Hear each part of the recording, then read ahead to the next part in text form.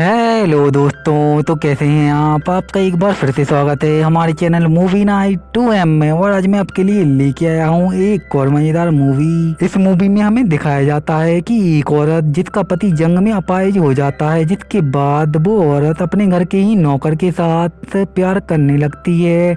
और इसके आगे क्या होता है यह देखेंगे इस मूवी में हम लोग। तो ऐसी ही मजेदार मूवी को आगे भी देखते रहने के लिए हमारे चैनल को लाइक सब्सक्राइब करके बेल आइकन को भी जरूर ऑन करें। तो बिना और ज्यादा आपका टाइम बर्बाद किए मूवी स्टार्ट करते हैं। मूवी की शुरुआत में एक खदान में कुछ वर्कर काम कर रहे होते हैं, तभी वहाँ पर एक धमाका हो जाता है जिस वजह से कुछ वर्कर वहाँ पर घायल हो जाते हैं। अब वहाँ का एक वर्कर जिसका नाम ओलिवर होता है वो उनकी मदद करता है, लेकिन जब तक वहाँ पर एक आदमी की मौत हो चुकी होती है। अब सीन यहाँ से शिफ्ट होता है और हमें एक पार्टी दिखाई जाती है जहाँ पर कॉनी नाम की एक बहुत ही ब्यूटीफुल लड़की होती है। इसके बाद वहाँ पर एक क्लिफर्ट नाम का एक लड़का आता है और वो कॉनी के साथ डांस करने लगता है। अब इन दोनों की ये मुलाकात प्यार में बदल जाती है और कुछ ही दिनों बाद ये लोग शादी भी कर लेते हैं।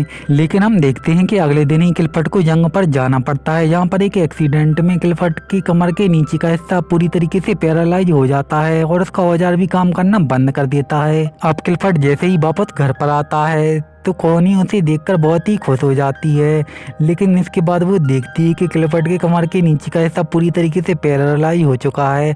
इसके बाद क्लिफर्ट जब घर के अंदर आता है तो कॉनी उसके सामने तो बहुत ही खुश होने का नाटक करती है, लेकिन दरअसल वो बहुत ही दुखी हो चुकी थी। अब क्लिफर्ट भी समझ जाता है कि कॉनी बहुत ही दुखी है, तो वो अपने आप को गोली मारने की कोशिश करता है, लेकिन कॉनी उसे रोक लेती है और उससे कहती है मैं तुम्हें छोड़ के कभी भी नहीं जाऊंगा। अब हमें ओलिवर दिखाया जाता है जो कि अपनी मंगेतर को लेटर लिख रहा होता है कि वो दरअसल जंग में है। इसके बाद जब वो घर पे जाता है तो वो अपनी मंगेतर को और किसी के साथ देख लेता है, जिस वजह से उसे बहुत ही दुख होता है, तो वो अब उसे छोड़ के चला जाता है। अब ओलिवर क्लिफर्ट के पास जाता है जहाँ पर वो उससे काम मांगता है, तो क्लिफर्ट उसे अपने पक्षियों का ख्याल रखने का काम दे देता है। अपाहिज होने की वजह से क्लिफर्ट अपने लिए एक गाड़ी खरीदता है और जिसकी वजह से अब उसे ये लग रहा था कि उसके दोनों पैर ठीक हो चुके हैं। फिर एक दिन वो कॉनी के साथ ओलिवर के पास जाता है। अब कॉनी ओलिवर को देखकर उसके ऊपर लट्टू हो जाती है और उससे प्यार करने लगती है और उसे इशारे भी कर रही थी, लेकिन ओलिवर उसके इशारे समझता नहीं। अब अगले दिन कॉनी ओलिवर से मिलने के लिए उसकी चाबी का बहाना लेकर उसके कॉटेज पर पहुंच जाती है, लेकिन ओलिवर उससे कहता है कि आपको इतनी तकलीफ उठाने की कोई जरूरत नहीं थी। अब कॉनी को भी उसके बिहेवियर से गुस्सा आ जाता है, तो वो वहाँ से चली जाती है। अब अगले दिन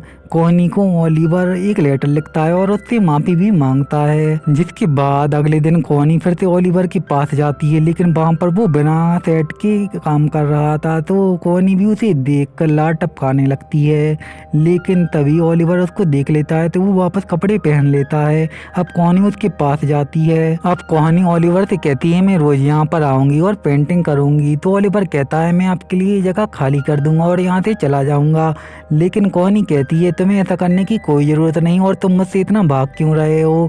तो ओलिवर कहता है मैं भाग नहीं रहा हूँ, मैं आपकी इज्जत करता हूँ।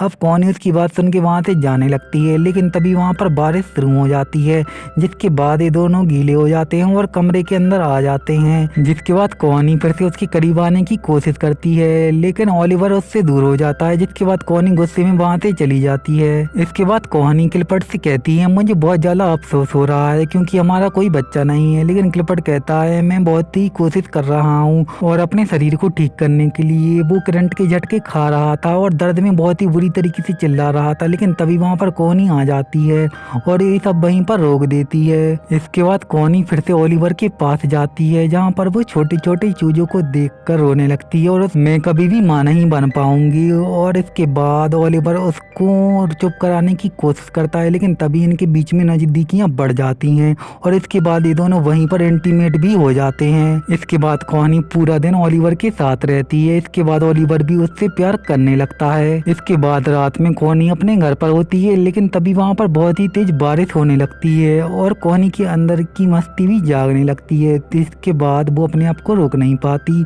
और भागते हुए ओलिवर के घर की तरफ चली जाती है, लेकिन वहाँ पर उसकी मेड उसे देख लेती है। इसके बाद वो ओलिवर के पास जाके उसे गले लगा लेती है। ओलिवर उससे कहता है मुझे मुझे लगा नहीं था कि आज तुम मेरे पास आओगी।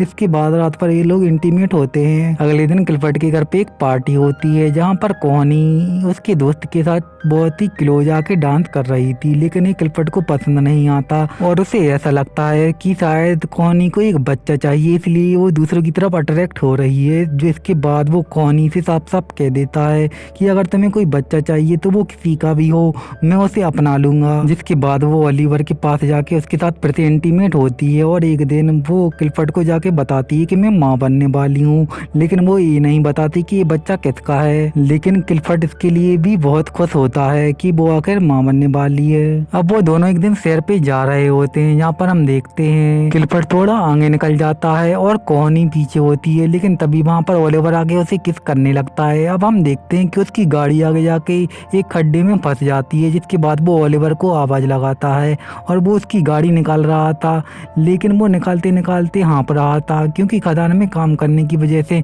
उसके फेफड़े खराब हो चुके थे। अब कोहनी क्लिफर्ड से कहती है उसे रोक दो नहीं तो वो मर जाएगा, लेकिन क्लिफर्ड ऐसा नहीं करता। जिसके बाद वो आखिरकार उसकी गाड़ी बाहर निकाल देता है और क्लिफर्ड वहां से चला जाता है। अब कोहनी ओलिवर के पास जाके उसकी तबीयत देखने लगती है। अब ओलिवर उसे बताता है कि मैंने 12 सालों तक तुम्हारी खदान में काम किया, जिस वजह से मेरे फेफड़े खराब हो चुके हैं। और वो उससे कहता है मैं बिल्कुल भी तुम्हारे जैसा नहीं हूँ और तुम्हें मेरे साथ नहीं रहना चाहिए। जिसके बाद कोहनी वहाँ से चली जाती है। तभी हम कोहनी की मेड को देखते हैं जो कि ओलिवर के घर पर जाकर उसकी डायरी देख लेती है, जिस वजह से उसे सब कुछ पता चल जाता है और वो जाके क्लिफर्ड को सब कुछ बता देती है। अब क्लिफर्ड इससे बहुत ही गुस्से में आ जाता है। अब हम देखते हैं कि उसकी मेड कोहनी से भी सब कुछ बता देती है, तो कोहनी अब उससे रो के बोलने लगती है कि मैं ओलिवर से बहुत ही ज्यादा प्यार करती हूँ। तो उसकी मेड उसे कहती है तुम्हें अभी ओलिवर के पास जाना चाहिए, नहीं तो क्लिफर्ड उसे मार देगा।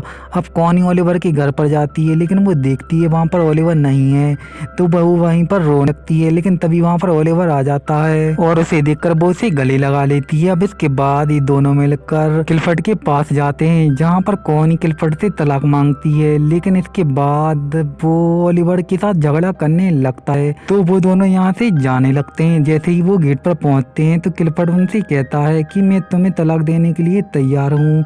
जिसके बाद हम देखते हैं कि वो दोनों यहाँ से चले जाते हैं और इसी के साथ ये मूवी भी यहीं पे खत्म हो जाती है।